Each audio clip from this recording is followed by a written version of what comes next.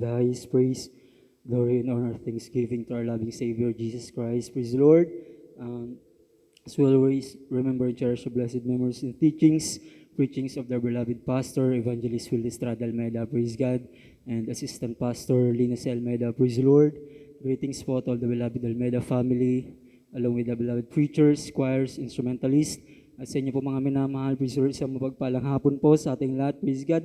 Pinapasalamatan po ating dakilang Diyos sa pagkakataong pinagkalab naman na Pinoon na muli siya mapapurihan, pasalamatan sa hapon po ito mga minamahal. Napupurit ng papasalamat po ako sa mga Pinoon sa mga dakilang pag-iingat ng ating dakilang Diyos sa aking buhay mga minamahal, sampol na amal sa buhay, praise the Lord, sa kagalingan ng mga karamdaman mga minamahal, sa patuloy na pag-iingat ng ating dakilang Diyos mga minamahal, praise the Lord.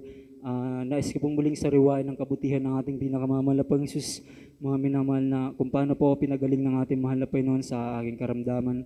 Dahil kayo mga minamahal na tunay na grabe po yung himala ng ating pinakamamahal na Panginoon Jesus, na tunay na nagpapagaling po ating pinakamamahal na Panginoon Jesus sa gawain ito, praise the Lord. Dahil nung time po mga minamahal, nagkaroon po ako ng dengue mga minamahal, talagang grabe po yung na naranasan ko mga minamahal, praise the Lord, na yung buong katawan ko mga minamahal na parang nga po yung tinutusok ng karayom mga minamahal. Hindi po ako makatulog nun sa yung unang sintomas mga minamahal, unang gabi mga minamahal, hindi po ako pinatulog mga minamahal, praise the Lord. Dahil yung naramdaman ko ng time na yun mga minamahal, praise God, andun po mga minamahal na kapag nakahiga po ako mga minamahal, 5 minutes mga minamahal, nakakaramdam po ng grabing pangangalay mga minamahal, praise the Lord, na kailangan ko pong tumayo mga minamahal para ma-relieve po yung pangangalay na yun mga minamahal. At kapag tumayo rin po ako mga minamahal, after 5 minutes, talagang kailangan ko naman pong humiga mga minamahal. Ganun po yung naging routine ko hanggang umaga mga minamahal. Kaya hindi po ako nakatulog niyan mga minamahal, praise the Lord.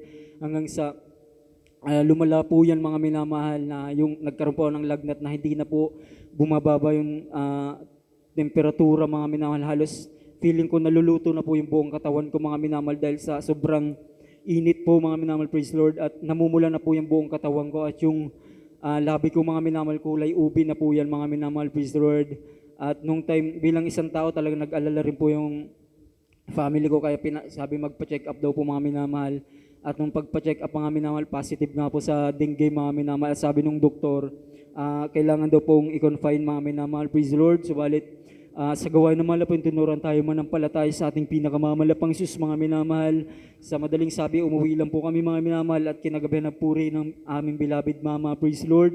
At sa aming pagpupuri mga minamahal, talagang na-feel namin yung presence ng ating pinakamamalapang Diyos mga minamahal. Tunay na napakabuti ng ating dakilang Diyos mga minamahal. Kinaumagahan po mga minamahal, nagkaroon na po ng ganang kumain mga minamahal. Nakaramdam po ako ng ginhawa mga minamahal, hanggang sa pinagaling na po ako ng dakilang Diyos mga minamahal. Praise the Lord. Walang gamot ang panampalataya sa ating pinakamamahal na Panginoon Jesus. Hallelujah, praise the Lord. Lagi ko po yung pinapasalamatan sa mahal na Panginoon, kasi talagang hindi rin po biro mga minamahal.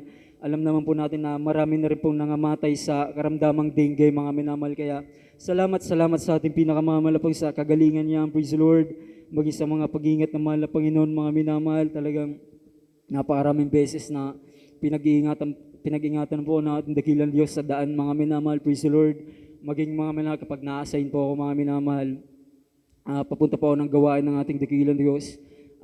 Sa kahabagan lang po ng mahal na Panginoon, nasanay po talaga mga minamahal, kapag nagmumotor po ako mga minamahal, kumakanta-kanta lang po ng mga praising song niyan mga minamahal, praise the Lord. Kapag nasa biyahe po ako mga minamahal, andun mga minamahal, one time po mga minamahal, medyo mabilis po yung patakbo ko mga minamahal.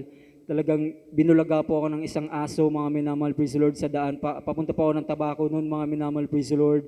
Salamat sa ating dakilang Diyos dahil hindi niya po pinintulutan mga minamahal na mabundol ko po yung aso na yan mga minamahal. Kaya maraming salamat sa ating pinakamamalapang Diyos sa pag-iingat na yan ng ating dakilang Diyos mga minamahal, na sa tuwing nagta-travel mga minamahal, grabe yung pag-iingat ng ating pinakamamalapang Diyos hanggang sa makauwi po mga minamahal, praise the Lord. Maging sa school po mga minamahal, lagi kong pinapasalamatan sa mahal na Panginoon, kasi grabe din po yung pagkilos ng ating dakilang Diyos mga minamahal, praise the Lord, na kapag meron pong mga contribution mga minamahal, na dumarating po sa point na walang-wala po mga minamahal, praise the Lord. Subalit ang mahal na po lagi po nagpo-provide mga minamahal, praise the Lord. Talagang meron na lang darating mga minamahal para makabigay po ako sa mga contribution na yan mga minamahal. Talagang maraming salamat sa ating pinakamamahal na Panginoon mga minamahal sa mga bagay yan. Maraming dapat pasalamatan sa ating dakilang Diyos. Ngunit hanggang dito lalaman lahat ng pagpupuri, pagpapasalamat sa ating pinakamamahal na Panginoon po lamang.